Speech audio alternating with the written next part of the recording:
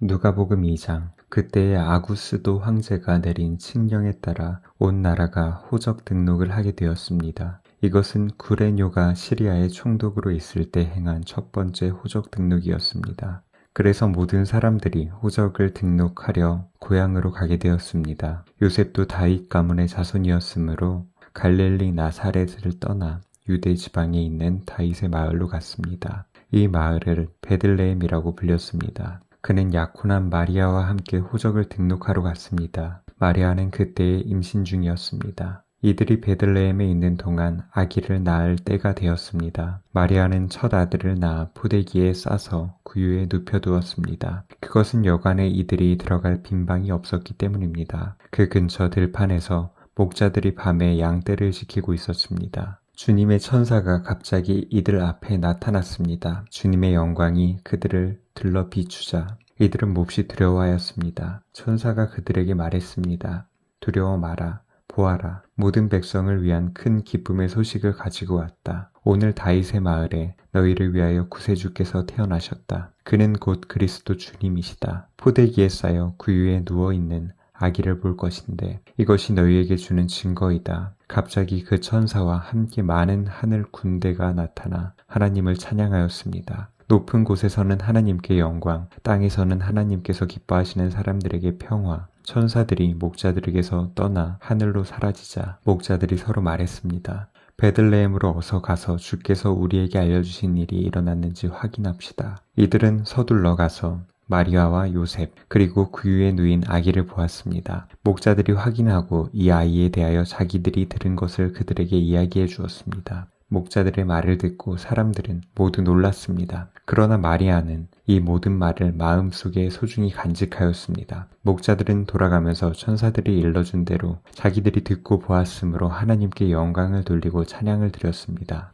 태어난 지 8일째 되는 날에 아기는 할례를 받았고 그 이름을 예수라고 하였습니다. 이 이름은 아기를 잉태하기 전에 천사가 일러준 것이었습니다. 모세의 율법에 따라 정결 예식을 치르는 때가 되었습니다. 마리아와 요셉은 예수님을 하나님께 드리려고 예루살렘으로 데리고 올라갔습니다. 이것은 주님의 율법에 다음과 같이 기록되어 있기 때문입니다. 첫 번째 태어나는 모든 남자아이는 하나님께 거룩한 자로 불릴 것이다. 또 마리아와 요셉은 비둘기 2마리나 어린 집비둘기 2마리를 드려야 한다고 기록된 하나님의 율법에 따라 희생제물을 바치려고 예루살렘에 올라간 것입니다. 예루살렘에 시므온이라는 한 사람이 있었습니다. 이 사람은 의롭고 경건한 사람으로서 하나님께서 이스라엘을 위로하실 때를 기다리고 있었습니다. 성령께서 이 사람과 함께 하셨습니다.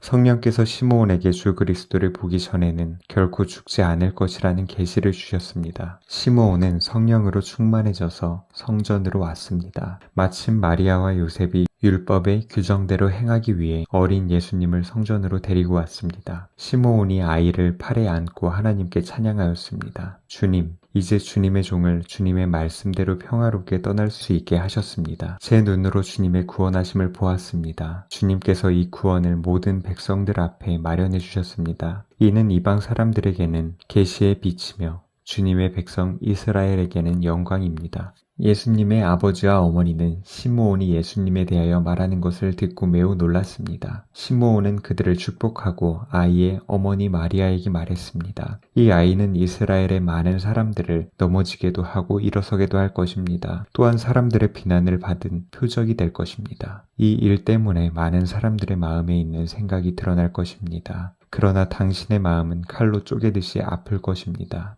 또 여자 예언자가 있었습니다. 이 사람은 아셀 지파의 바누엘의 딸인 안나였습니다. 그녀는 나이가 많았습니다. 결혼하고 7년 동안을 남편과 살았는데 그 후로 가부가 되어 84세가 되었습니다. 그동안 한 번도 성전을 떠나지 않고 밤낮으로 금식과 기도를 하여 하나님을 섬겼습니다. 바로 그때 그녀가 와서 하나님께 감사를 드리고 예루살렘의 구원을 기다리는 사람들에게 이 아이에 대해 이야기하였습니다. 아이는 주님의 율법에 따라 모든 일을 다 마치고 갈릴리에 있는 고향 나사렛으로 돌아왔습니다. 아이는 점점 자라고 튼튼해졌으며 지혜도 많아졌습니다. 하나님의 은혜가 아이와 함께하였습니다. 해마다 6월절이 되면 예수님의 부모는 예루살렘으로 올라갔습니다. 예수님이 12살이 되었을 때에도 6월절 관습을 따라 예루살렘으로 올라갔습니다. 유월절이 끝나고 집으로 돌아오는데 소년 예수님은 예루살렘에 남아 있었습니다. 하지만 부모들은 이 사실을 몰랐습니다.